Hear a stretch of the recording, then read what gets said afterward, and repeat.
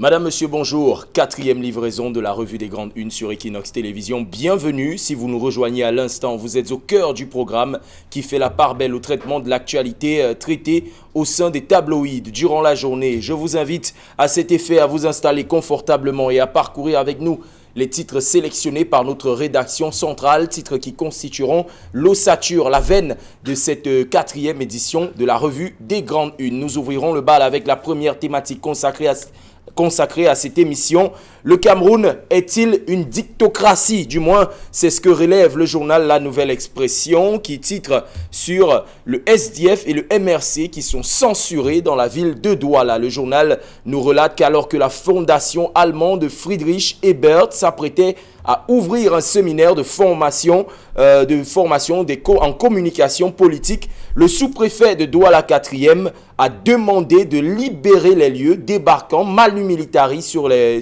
site et mettant fin au séminaire qui avait pourtant bien commencé, nous dit le journal La Nouvelle Expression. Le Messager revient également sur cette actualité et parle de cette république de musulmans, la république de musulmans que décrit le Messager ici, et justement à travers ce qui s'est passé au Friedrich Ebert Foundation, à la fondation Friedrich Ebert, où les communicants du MRC et du SDF se sont vus muselés et conduits hors des lieux par le sous-préfet de Douala 4e qui a fait une descente manu militari obligeant ces derniers à mettre fin au séminaire de formation engagé quelques minutes plus tôt. Nous parlerons en deuxième partie d'émission du prix du pain. Le prix du pain qui fait encore parler de lui entre langue de bois et réalité écrasante. Le journal Le Jour nous parle de cacophonie autour du pain, autour du prix du pain. C'est le titre du journal Le Jour. Alors que justement la réalité sur le terrain atteste que le prix de la baguette de pain de 200 grammes est bel et bien passé de 125 francs à 150 francs, ce qui révolte les meuniers. De l'autre côté, le ministre du Commerce se mure derrière son affirmation. Le prix du pain n'a pas augmenté. Y a-t-il discordance de voix entre les deux entités, le syndicat des meuniers et le ministère du Commerce? Le ministère du Commerce, lui, ferait-il dans la langue de bois? Refuserait-il délibérément d'écouter les pleurs de l'ensemble des Camerounais? Nous essaierons d'en savoir plus au cours de cette édition de la revue des grandes unes. Pendant ce temps, le Cameroun Tribune, le journal à capitaux publics, propose des alternatives et nous dit que cette fameuse farine de blé, et si on s'en passait, c'est une alternative qu'évoque le Cameroun Tribune, qui mentionne d'abord que l'augmentation possible du prix du pain n'est pas une sinécure camerounaise. Le prix de la farine de blé a augmenté à l'échelle internationale, impactant par ricochet celui du pain. Et le Cameroun Tribune propose d'autres solutions, notamment farine de manioc, farine de patate ou farine de banane plantain. Cependant, pour en arriver là, il y a des préalables à respecter. Quels sont-ils? Nous essaierons d'y voir un peu plus clair au cours de cette édition de la revue des grandes unes. Nous parlerons sport avec justement l'assise de la FECAFOOT qui s'est tenue hier et Samuel Eto'o qui est déjà entre le marteau et l'enclume, nous dit Émergence, qui titre en sa une sur le sort du sélectionneur des Lions indomptables, Tony Conceição, qui est entre les mains désormais du président de la FECAFOOT à l'issue de l'assise de l'instance fêtière du football camerounais qui s'est tenue hier. Samuel Eto'o, président de la FECAFOOT, a 72 heures pour se prononcer sur le maintien ou non de Tony Conceição à la tête des Lions indomptables. Alors que le jour parle justement de cette information, on revient justement sur cette info avec le maintien de Conceição qui est remis en question. Samuel Eto'o écoutera-t-il les pleurs du peuple camerounais qui ne réclame qu'une seule chose, le départ du sélectionneur camerounais compte tenu des affres qu'il a opérées au cours de la 33e édition de la Coupe d'Afrique des Nations? Ou alors suivra-t-il la même lancée que le ministre des Sports et de l'Éducation physique qui lui a adoubé Tony Conceição en mentionnant le fait que le ministère des Sports a proroger le bail du sélectionneur camerounais à la tête des Lions indomptables. Nous essaierons d'y voir plus clair au cours de cette édition de la Revue des Grandes Unes. Voilà, mesdames et messieurs, les titres sélectionnés par notre rédaction centrale qui constitueront l'ossature de cette 4e livraison de la Revue des Grandes Unes sur Equinox Télévision. Merci d'être avec nous pour comprendre, analyser, décrypter et bien sûr cerner l'actualité pour vos bons soins. Je reçois sur ce plateau 2 journalistes de haut vol, analystes qui vont aiguillonner votre compréhension de l'actualité parue au sein des tabloïds. Ils sont 2 directeurs de publication. D'abord à ma gauche, il est directeur de publication de The Politics Hebdo, spécialisé dans les questions politiques, mais aussi grand féru de sport. Guy Hervé Fongan, bonjour et bienvenue. Bonjour Cédric Jean et bonjour aux milliards de téléspectateurs qui chaque jour prennent un plaisir inégalé à regarder la revue qualitative des journaux qui paraissent au pays de Samuel Eto'o. Et un bonjour spécial aux populations de Banga. D'ailleurs, vous avez réalisé un excellent reportage lundi dernier sur les rails pour dire que il y a des exemples qui devaient faire tâche d'huile. Parce que nous avons monitoré cette énorme chose aussi il y a quelques temps. Le maire de la ville, il y a quelques jours, a organisé une formation des conseillers municipaux avec le GIZ avec la remise du Code général des collectivités territoriales décentralisées. Vous savez qu'aujourd'hui, les conseils municipaux sont au cœur de la décentralisation. Ce type de formation, qui a été organisé il y a quelques jours, je crois que les autres maires devraient réitérer cet exemple-là avec le GIZ qui permet justement aux conseils municipaux de s'approprier ce code, d'être plus outillés et d'améliorer la qualité de vie des populations. Donc, Mme Indale et Jacques Mbonda font un travail remarquable. Il serait bien que les conseils soient outillés pour accompagner les populations de manière plus efficiente. Oui, efficiente également. En face de vous, lui également est directeur de publication du journal Forum Libre. Il nous a rejoint sur ce plateau et va apporter de son expertise pour vous permettre de comprendre, de cerner l'actualité. Prince Aristide Gekam, le prince, bonjour et bienvenue. Bonjour Cédric Jim, bonjour à Guy Hervé, bonjour aux très nombreux téléspectateurs d'Equinox Télévision. Merci encore de me convier à cet échange républicain. Ouais. Justement, nous allons entrer dans le vif du sujet, messieurs. Nous allons parler de la première thématique consacrée de cette émission.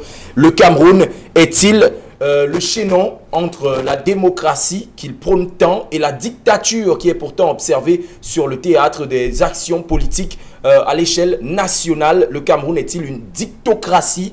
Du moins, c'est ce que relèvent certains journaux, notamment La Nouvelle Expression et Le Messager, qui reviennent sur ce séminaire qui a été organisé à la fondation allemande Friedrich Ebert et qui conviait des communicants des partis politiques d'opposition, le MRC et le SDF, séminaire qui a été avorté parce qu'il y a une descente manu militari du sous-préfet de l'arrondissement de Douala 4e. Comment comprendre aujourd'hui qu'à chaque fois que des partis politiques d'opposition se réunissent, ce n'était pas une marche, à chaque fois que des partis politiques d'opposition se réunissent, les pouvoirs publics interviennent? De quoi a peur l'administration centrale? Alors, j'ai été au courant de cette manifestation depuis plusieurs semaines déjà. D'ailleurs, je voudrais apporter tout mon réconfort au SG Tchomelou et à l'honorable Nietzsche et Joshua Oshi pour dire qu'en fait, je ne suis pas surpris, je n'ai pas été surpris par cette interdiction. Vous voyez, il y a quelques semaines, il y a quelques mois, le même gouvernement avait interdit la présentation de la proposition de modification du code électoral par quelques leaders de partis politiques. Vous vous souvenez, c'était à Yaoundé, oui, il y a quelques semaines. Et à l'époque, j'avais parlé de démocrature. Oui. Démocrature pour dire qu'en fait, on est dans le prolongement de ce que j'avais indiqué il y a quelques temps. Donc, le gouvernement est cohérent dans sa démarche de vouloir absolument museler ceux qui ont un son de cloche, un son de cloche discordant. Et je suis un peu peiné. Je pense qu'on aurait pu éviter cette autre tâche qui n'est pas de nature à consolider la perception que le chef de l'État voulait qu'on retienne de lui, en partant celui qui apporte la démocratie, oui, et la prospérité. Et les libertés. Parce que toutes les libertés sont brimées de manière systématique. Ce n'est pas du tout sérieux dans un pays comme le nôtre qui a autant de partis politiques. Moi, j'ai lu, si vous avez parcouru les différents modules, oui, organisé par la fondation Friedrich Ebert. Il s'agissait simplement d'outiller les communicants, les communicateurs de partis politiques qui aient plus j'allais dire, qui soient plus rodés à prendre la parole au nom d'un parti politique. J'aurais pu être un des intervenants de cette... Parce que justement, on mentionnait certains participants, on a remarqué que sur les plateaux, il y avait des escalades verbales entre les différents partis. Il fallait trouver le moyen de permettre passer un message sans toutefois... Le gouvernement aurait dû accompagner cette initiative quand ils se plaignent. D'ailleurs, la Commission nationale du bilinguisme a vu ses pouvoirs renforcés. Quand on se plaignait de ce qu'il y a beaucoup de dérives verbales, la montée en puissance de la haine et tout ça dans les réseaux sociaux qui se dévoilent parfois dans les médias traditionnels. Et donc, ils devraient plutôt encourager ce type d'initiative qui permet d'outiller les communicateurs des partis politiques et de les rendre plus, j'allais dire, plus pertinents dans leur prise de parole dans l'espace public. C'est dommage qu'on en arrive là et c'est simplement la preuve que notre gouvernement est frileux de tout ce qui est construction discours politique qui pourrait amener les autres à être plus compétitifs dans l'espace public. Parce qu'il y a, la vérité, il faut le dire, il n'y a pas de... À vaincre sans péril, on triomphe sans gloire. Il est intéressant d'avoir des adversaires qui soient outillés pour que le RDPC qui nous a dit l'autre jour qu'ils ont 4 millions d'inscrits sur les listes électorales. Ça veut dire 4 millions d'électeurs potentiels. Non, il serait donc qu'il y ait quand même un adversaire qu'en face, c'est des adversaires outillés qui puissent leur apporter la réplique. Et quand on les muselle et qu'on les empêche de se former, je pense que c'est un autre crime contre la démocratie qui vient d'être commis l'autre jour, hier à Bonabéry, à Douala. Ouais, justement, le prince Harrison Gekam, dans sa déclaration, le sous-préfet de Douala 4e mentionne le fait que cette zone de Douala 4e soit extrêmement critique, compte tenu du fait qu'elle soit proche du nord-ouest et du sud-ouest, et parle même d'interdiction de manifestations publiques, alors qu'il s'agit tout simplement d'une réunion, d'un séminaire, où est passé le droit de siège entre la tripartite, le gouvernement, l'Allemagne et la fondation Friedrich Ebert. Ben, vous faites bien d'attaquer ce pan d'arguments, notamment avancés par je dirais pas les organisateurs, mais les participants. Parce qu'il faut rappeler ici que qui organise la formation à l'attention des communicants, que ce soit des partis SDF et MRC, c'est la fondation Friedrich Ebert. Oui. Mais dans comment on dit ça, dans le document qui interdit la dite manifestation, il est avancé plutôt le nom du SDF. Bon, on a envie de se demander, est-ce que c'est le SDF qui a organisé? Ou alors, est-ce que c'est Friedrich Ebert? Voilà, Friedrich Ebert qui a organisé cette formation, oui. Bon, ici, le sous-préfet dit clairement que la manifestation n'a pas été, ou la formation n'a pas été déclarée selon la loi. Selon la loi, que la manifestation n'a pas été déclarée. Et du côté des participants, ils indiquent que la fondation, par contre, a toujours organisé ce type je dirais pas de manifestation, de réunion. Ce type de réunion. Ce type de réunion, c'est spécial. Ce type de réunion, c'est des séminaires de formation. Ce type de réunion, et même moi qui ai souvent bénéficié de ce type de formation, la fondation indique qu'ils n'ont jamais requéri l'autorisation ou alors une déclaration auprès du gouvernement sur toutes les formations qu'ils ont organisées. Et pourquoi? Parce qu'il y a un accord de siège entre le gouvernement camerounais et cette fondation d'origine allemande. Ça, c'est la raison. Mais maintenant, pourquoi interdire ce type de... Moi, j'ai des questions à me poser. De quoi a-t-on peur? Quand on se souvient qu'il y a quelques mois encore, le président national du MRC était à Douala et on a assisté au même ramdam, à la puissance. J'ai même pas envie de faire ce type de corrélation entre ces mouvements. Je dis, il y a deux partis politiques qui ont été saisis, c'est-à-dire qui ont été saisis par la fondation Friedrich Ebert, qui a dit, écoutez, moi j'ai envie de vous donner des outils pour que vous puissiez dorénavant mieux communiquer, ou alors entre même dans votre comportement, et qu'en face, vous avez un gouvernement qui estime que ce type de réunion risque d'initiative, non, même cette réunion risque de troubler l'ordre public. J'ai envie de savoir comment. De quel ordre parle-t-on déjà? Moi, j'ai envie de savoir comment. Donc, c'est cette façon d'être autant frileuse pour l'administration, frise excusez-moi, le ridicule. un peu mal le ridicule. J'ai un peu lu dans Voilà, vos pensées. voilà, donc un peu le ridicule. Donc il faut des fois, on n'a pas besoin de ça au Cameroun. On n'en a pas besoin. Et c'est ce qui renvoie l'image, c'est-à-dire que le Cameroun soit est un État où on muselle des gens, soit un État policier. On n'en a pas forcément, on n'en a pas besoin. Donc, on n'en a pas besoin. Oui, justement, Guy Hervé Fonga, on a bien envie de se poser une question. Si aujourd'hui, à chaque fois que des partis politiques d'opposition veulent se rencontrer, il y a un déploiement systématique, manu militari, pour les en empêcher, est-ce que finalement ce n'est pas un aveu de faiblesse grandiloquent des pouvoirs publics qui, soit dit en passant, sont contrôlés par la majorité du parti au pouvoir? Non, mais c'est une vérité de la palisse. J'ai souvent dit que la violence est la force des faibles. Parce que la brutalité avec laquelle le gouvernement réagit à chaque fois qu'il y a une intention de se réunir est simplement révélatrice de ce que c'est eux les véritables faibles. Parce qu'ils ont peur de voir les autres en face, de s'organiser, de structurer leur discours et leur prise de position pour pouvoir adresser un message à la base. Donc, on sait que le RDPC a l'habitude souvent d'organiser ce genre de réunions. Tout le temps, le RDPC est toujours en campagne permanente. Ils sont sur le terrain, ils échangent avec les militants 12 mois sur 12. D'où vient-il qu'ils empêchent aux autres militants de se former, d'être outillés? Moi, je trouve ça un peu scandaleux. À la limite, Jean lui dit que c'est de la paranoïa. C'est de la paranoïa. Il voit le diable partout, en fait. Partout. C'est de la paranoïa et on est en pleine démocrature. Et je pense qu'il faut qu'on ait le courage de lui dire on est en pleine démocrature. Nous autres avons eu à bénéficier des formations de Friedrich Ebert il y a quelque temps. C'est dans l'ordre, c'est dans les pratiques et les usages de cette fondation d'offrir différents types de formations aux populations. Ce n'est pas nouveau.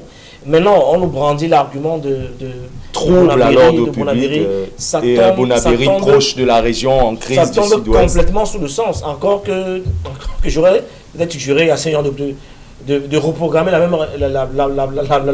même séminaire à Bonanjo pour écouter le résultat pour un nouvel argument qui sera produit cette fois-ci. Je pense que c'est complètement ridicule de nous sortir ce genre d'argument alors que on prétend être le parti le plus populaire et on veut empêcher les autres de s'outiller. Je le redis encore. Non.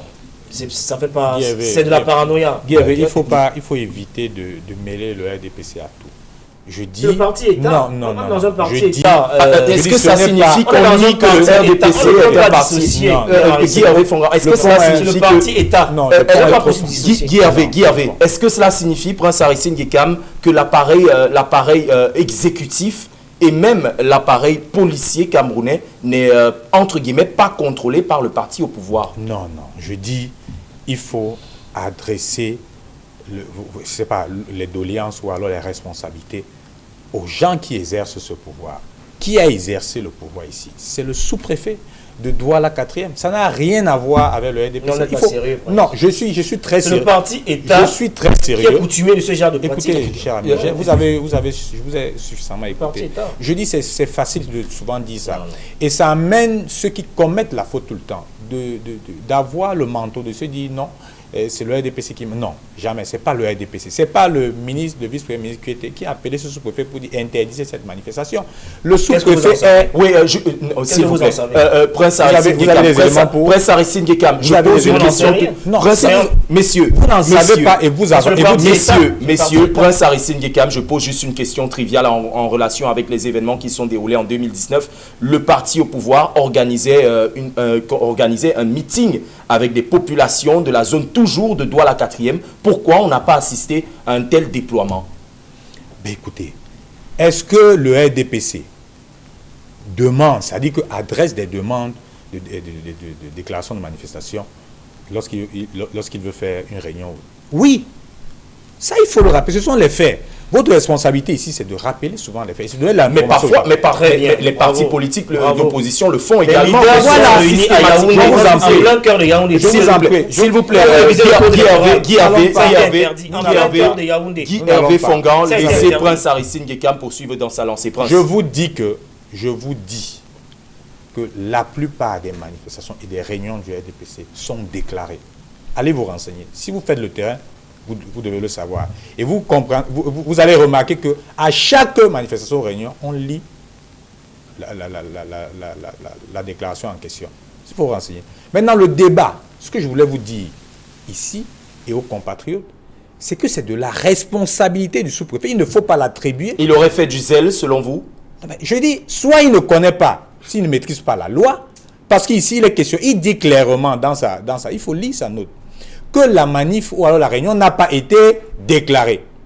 A contraire, les participants vous disent que ce ne sont pas eux, ce n'est pas le MRC, ni le SDF qui a organisé cette réunion, c'est la fondation Friedrich Ebert qui a l'habitude d'organiser ce type de réunion. Et par conséquent, avec la convention qui lie la convention de siège la fondation Friedrich Ebert et le gouvernement camerounais, qui n'ont jamais eu besoin de déclarer leur réunion. Est-ce que vous suivez? Donc, soit le sous-préfet ignore cette disposition de la loi et ses accords, soit il les connaît et les a violés délibérément. Il les a violés délibérément. Voilà le débat. Que vient faire le RDPC là-dedans? Non. Pour sortir vraiment, pour sortir de lui. Oui. Parce que la même ritournelle est chaque fois brandie par certains surréféraires du RDPC. Deux événements. Le récent événement était à Douala, chez un du parti politique, chez Sambaka. Vous vous souvenez d'une manifestation, d'une réunion, d'une rencontre, d'une dédicace d'un ouvrage qui a été interdit. On était plus à Bounabiri. On était à Bounabiri. Vous savez qu'on déclare. On était à Bounabiri. On était plus à Bounabiri. Est-ce qu'elle a été déclarée? Elle a été interdite. Deuxième fait plus récent. Est-ce qu'elle a été déclarée? Des leaders de partis d'opposition se sont réunis en plein cœur de Yaoundé, dans un hôtel au centre-ville, pour présenter une proposition de modification du code électoral. Vous vous souvenez? Oui, on s'en souvient. Ça a été interdit. On était en plein cœur de Yaoundé. On le déclare, mon ami. Mais qu'est-ce que vous l'ont-ils déclaré ou pas? On est passé d'un régime d'autorisation à un régime de déclaration. Oui. Et la loi est claire. Si au bout d'un certain temps, le sous-préfet ne vous répond pas, ça vaut autorisation. Oui. Mais s'il refuse de vous répondre, mais qui vous a dit qu'il n'a pas répondu? C'est la pratique quotidienne. Non. D'accord. Mais vous avez la responsabilité. Nous avons souvent organisé des événements assez régulièrement. Vous avez la responsabilité. La loi est claire là-dessus. Si au bout d'un certain délai, il ne vous répond pas, non, je vais sortir. Ça vaut je vais sortir. Ils sont coutumés de cette pratique. Messieurs, je ne sais pas si vous faites exprès, mais nous avons la responsabilité d'informer les citoyens. Je dis, lorsque vous faites une réunion, vous allez à la sous-préfecture, vous déclarez. Ça a été déclaré. Voilà, déclarez. Les deux exemples que j'ai cités ont été déclarés. Le sous-préfet peut même avoir des raisons, excusez-moi, abracadabranquesques, et vient, ou alors vous adresse une note pour vous dire, écoutez, vous n'êtes pas autorisé à faire la manif. Hein? Vous pouvez attaquer sa décision au niveau du tribunal administratif. Je dis, je ne supporte en rien ici, que ce soit l'administration ou bien les partis, mais je rapporte les principes de loi. Les principes cardinaux de la loi. Voilà, messieurs, nous allons sortir de ce sujet et entrer dans un autre. Nous parlons de la cacophonie qu'il y a autour du prix du pain. Le gouvernement qui fait la langue de bois et affirme à travers le ministère du Commerce qu'il n'y a pas eu augmentation du prix du pain. Par contre, la réalité écrasante issue des reportages de nombreux confrères assure que le pain, le prix de la baguette de 200 grammes est bel et bien passé du 125 à 150 francs. Prince Harrison Gekam, aujourd'hui, est-ce que le gouvernement tente par tous les moyens de faire gober aux Camerounais que le pain n'a réellement pas augmenté? Mais écoutez, la voie la plus autorisée pour dire que le pain n'a pas augmenté, c'est le ministère des Commerces qui est le régulateur des prix au Cameroun. Si le ministre du Commerce dit clairement, fait une sortie pour dire que le prix du pain n'a pas augmenté, ou alors le gouvernement n'a pas donné autorisation pour qu'on puisse augmenter le prix du pain, ça veut dire que vous et moi qui allons au quartier, ou bien dans les boulangeries acheter le pain, et si nous constatons qu'il a augmenté, nous ne l'achetons pas, ou nous dénonçons cet état de fait. Et les contrôleurs qui sont dans les différentes délégations du ministère des Commerces doivent Faut-il toujours attendre la dénonciation avant que le contrôle fasse son travail? Exactement, c'est-à-dire que nous pouvons nous retrouver, parce que c'est coutumier. Vous pouvez, et c'est la raison pour laquelle vous allez voir pendant les rentrées scolaires, on dit souvent d'afficher les prix. Vous savez pourquoi? Pour éviter de tromper le consommateur. Or, pour le pain, c'est un aliment qui est consommé tous les jours Et donc, par conséquent, si le gouvernement persiste en disant, écoutez, malgré tout ce qui s'est dit au niveau de l'importation du blé et les revendications des meuniers, il n'y a pas eu augmentation. Il n'est pas normal que les boulangeries et les autres nous imposent l'augmentation du prix. Je le dis ici avec fermeté. Ils n'ont qu'à aller s'arranger. Nous n'en avons qu'une. C'est-à-dire que les meuniers et le gouvernement, ils n'ont qu'à aller s'arranger pour décider soit de l'augmentation ou de la non-augmentation. Mais l'effet, c'est quoi? L'effet, c'est qu'il faut informer les citoyens. On n'a pas augmenté le prix du pain. Et que par conséquent, si vous allez acheter le pain, que ce soit chez le boutiquier, et qu'il vous vende à plus 10 francs ou à plus 5 francs, il faut le dénoncer pour que le gouvernement puisse venir sceller cela. Ouais, justement, Guy Hervé Fongo, je vous vois sourire parce que vous avez l'impression que les arguments de Prince Aristide Dekam ne tiennent peut-être pas la route, peut-être pas. Ce sont les faits. Hein? Les faits sont que le gouvernement déclare qu'il n'y a pas eu augmentation du pain parce que ça n'a pas été ratifié, ça n'a pas été notifié, mais la réalité sur le terrain est tout autre. Vers qui justement la balance penche-t-elle le plus? Enfin, je suis amusé parce que j'ai vu demander si Prince vit au Cameroun ou bien vit à Dakar de temps en temps. Quelqu'un demande le boutiquier au devant le peuple, il faut le dénoncer. Les gens lui demandent de dénoncer à qui? Le même gouvernement nous a dit il y a quelques temps que le prix du ciment ne va pas changer. Les prix ont été quasiment doublés. On voit ça tous les jours, rien ne s'est passé. Non. Le prix du ciment ne changera pas. Le riz également. Le riz, pareil. Ça a augmenté ou pas? Non. Moi, j'ai envie de dire que dans cette affaire, que ce soit le gouvernement ou les meuniers, personne n'est sérieux. C'est un véritable bal de chiffonnier et on nous prend, nous, les consommateurs, le end-user, on nous instrumentalise, on nous prend pour des cons. Parce que l'État a démissionné totalement de ses missions régaliennes. J'ai déjà pris l'exemple du ciment.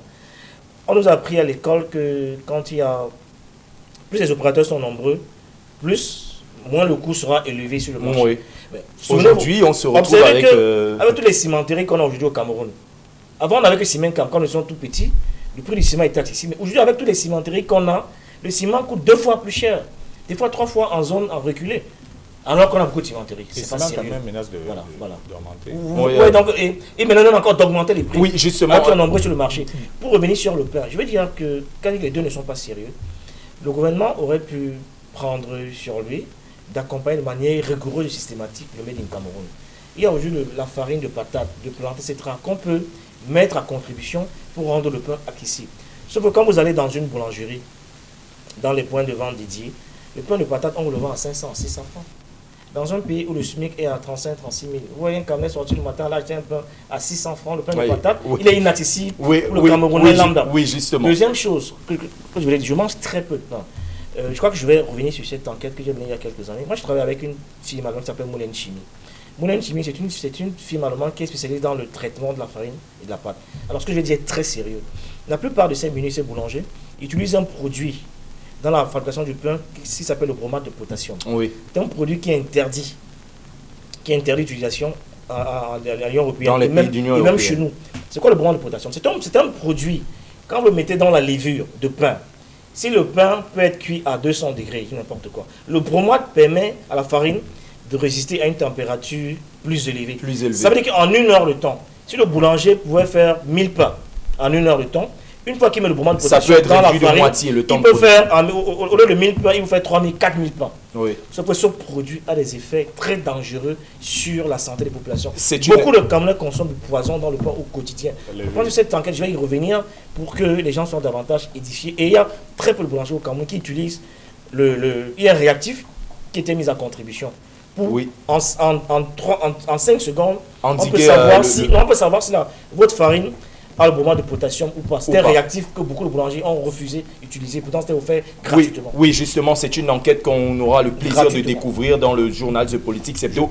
On parle de production locale, mais j'aimerais bien savoir, est-ce qu'on peut se passer de la farine de blé alors que le taux d'industrialisation au Cameroun est extrêmement faible? Nous n'avons pas, en l'état actuel, le Cameroun n'a pas de moyens. Quand Guy parle j'entends ça sur les réseaux sociaux. Il parle de la farine de patate. Moi, j'ai envie de rire.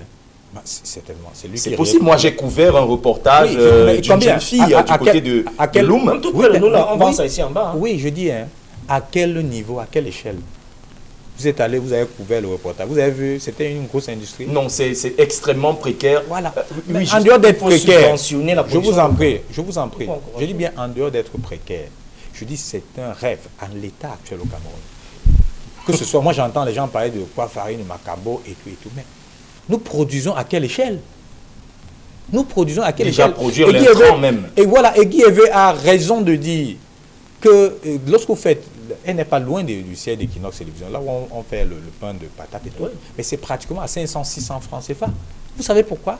Parce que la production n'est pas importante. Pour aller vers ce type de décision, il faut financer, que ce soit d'abord financer ou alors encourager les agriculteurs en aval avant de penser à ce type de solution. Mais en l'état actuel, nous avons une terre fertile. Oui, mais le manioc, partout dans tous les villes, moi j'entends cultiver le manioc, c'est facile. Écoutez, oui, mais le problème de Prince Aristide Gekam, c'est l'échelle de production. Est-ce que vous savez, moi j'entends les gens raconter tout le temps, je fais de l'agriculture. Qu'est-ce qui empêche donc le gouvernement de subventionner les producteurs locaux pour booster la production locale de farine? Le manioc pousse quasiment partout. Qu'est-ce que vous appelez subvention? J'ai l'habitude de dire, au niveau du ministère de l'Agriculture, vous avez des fonds, on vous dit fonds de patates, fonds de ci, fonds de ça. Vous avez des fonds perdus au niveau du ministère de l'Agriculture, mais on ne le ressent pas véritablement sur le terrain. Oui. Donc on distribue au niveau du ministère de l'Agriculture, on distribue des fonds à des gens même qui ne sont pas agriculteurs, et les vrais agriculteurs qui font du métier ne sont pas accompagnés. Et c'est la raison pour laquelle vous ne verrez pas d'impact. Donc pour revenir trivialement sur l'histoire de pain, les meuniers ne se sont pas entendus avec le gouvernement, notamment le ministère du Commerce. Et le ministre du Commerce a pondu un communiqué pour dire qu'il n'y a pas augmentation du pain. Donc ceux qui sont à la maison, finalement, dans ce bal-là, c'est les Camerounais lambda qui perdent.